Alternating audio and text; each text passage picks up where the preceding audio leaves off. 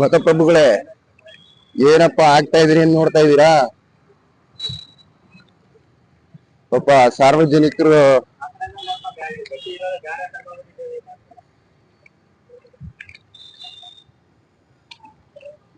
ನೋಡಿ ರಸ್ತೆ ಹೇಗಿದೆ ಅಂತ. ಸಾರ್ವಜನಿಕರು ಎಲ್ಲಿ ಓಡಾಡ್ಬೇಕು ನೀವು ಯೋಚನೆ ಮಾಡಿ. ಇಂಥ ರಸ್ತೆ ಜಲಮಂಡಳಿಯವ್ರು ಬಂದ್ರು, ಅವ್ರ ಇಷ್ಟ ಬಂದಂಗೆ ಕೆಲಸ ಮಾಡಿದ್ರು, ಹೋದ್ರು. ಇಲ್ಲಿ ಸ್ಥಳೀಯ ನಗರಸಭೆ ಅಧಿಕಾರಿಗಳು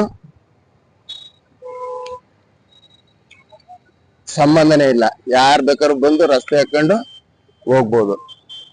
ನೋಡಿ, ಸರ್ಕಾರ 120 ಕೋಟಿ ಅನುದಾನನ ಕೊಟ್ಟಿದೆ ಅಂತ ಹೇಳಿದ್ದಾರೆ. ಈ ರಸ್ತೆ ಮಿನಿಮಮ್ ಅಂದ್ರೆ ಒಂದು 6 ತಿಂಗಳಿಂದ ಇದೇ ರೀತಿ ಬಿದ್ದಿದೆ. ಈಗಾದ್ರೂ ಮಾಡ್ತಾರಾ ಇಲ್ವಾ ನೋಡೋಣ. ಸರ್ಕಾರ ಊಟ್ಕಳ್ಳಿ ನಗರಸಭೆ ವ್ಯಾಪ್ತಿಗೆ 120 ಕೋಟಿ ರಸ್ತೆ ಹಾಗೂ UGD ಕಾಮಗಾರಿಗೆ ಕೊಟ್ಟಿದೆ ಅಂತ ಹೇಳ್ತಿದ್ದಾರೆ. ಸಾರ್ವಜನಿಕರು ಕಟ್ಟುವಂತ ತೆರಿಗೆ ಎಷ್ಟಿದೆ ಅದು ಪ್ಲಸ್ ಆಗ್ಬೇಕು ತಾನೆ.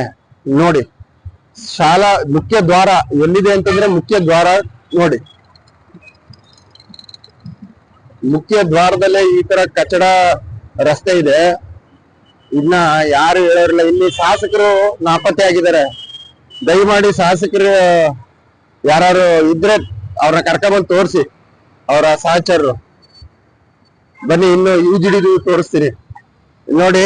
ಸರ್ಕಾರ 120 ಕೋಟಿ ದುಡ್ಡು ಕೊಟ್ಟಿದೆ ಅಂತಿದ್ದಾರೆ. ಇದು ಹತ್ತತ್ರ 13 ವರ್ಷದಿಂದ ಹರಿತಾ ಇದೆ ಸತತವಾಗಿ. ಕಾಲುವೆಯಲ್ಲಿ ಮಳೆ ನೀರು ಹರಿಬೇಕು, ಆದ್ರೆ ಇಲ್ಲಿ ಹರಿತಾ ಇರೋದು ಕಕ್ಕಸ್ ನೀರು. ಇಲ್ಲಿ ಅಕ್ಕಪಕ್ಕ ಇರುವಂತ ನಿವಾಸಿಗಳ ಆರೋಗ್ಯದ ಮೇಲೆ ತುಂಬಾ ದುಷ್ಪರಿಣಾಮ ಬೀರಿದೆ. ಹಾಗೆ ನಮ್ಮ ಕ್ಲಿನಿಕ್ ಪಕ್ಕದಲ್ಲಿ ಈ ಕಾಲುವೆ ನೀರು ಹರಿಯುತ್ತೆ. ಅವರು ಆರೋಗ್ಯನ ಸರಿ ಮಾಡ್ಬೇಕಾಗಿರೋರು ಪಾಪ ಅವ್ರ ಆರೋಗ್ಯನೇ ಕೆಡಿಸ್ಕೊಳ್ಳೋ ಪರಿಸ್ಥಿತಿ ಬಂದಿದೆ. ದಯಮಾಡಿ ಸಾರ್ವಜನಿಕರೇ, ನಿಮ್ಗೆ ಸಾಧ್ಯವಾದ್ರೆ ಕಮೆಂಟ್ಸ್ ಮಾಡಿ. ಯಾವ ರೀತಿ ಎಷ್ಟು ಒಳ್ಳೆ ತಂದಲ್ಲಿ ಕಮೆಂಟ್ಸ್ ಮಾಡ್ತೀರಾ ಅಥವಾ ಕೆಟ್ಟ ತಂದಲ್ಲಿ ಕಮೆಂಟ್ಸ್ ಮಾಡ್ತೀರಾ, ಇದನ್ನ ನಮ್ಮ ಕ್ಷೇತ್ರದ ಅಭಿವೃದ್ಧಿ ಅಧಿಕಾರರಿಗೆ ಇದನ್ನ ಮೊದ್ಲು ಕಳಿಸಿ.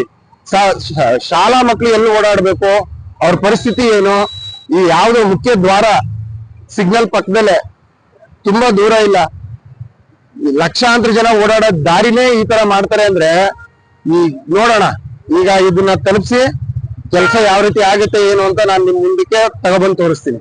ಧನ್ಯವಾದಗಳು.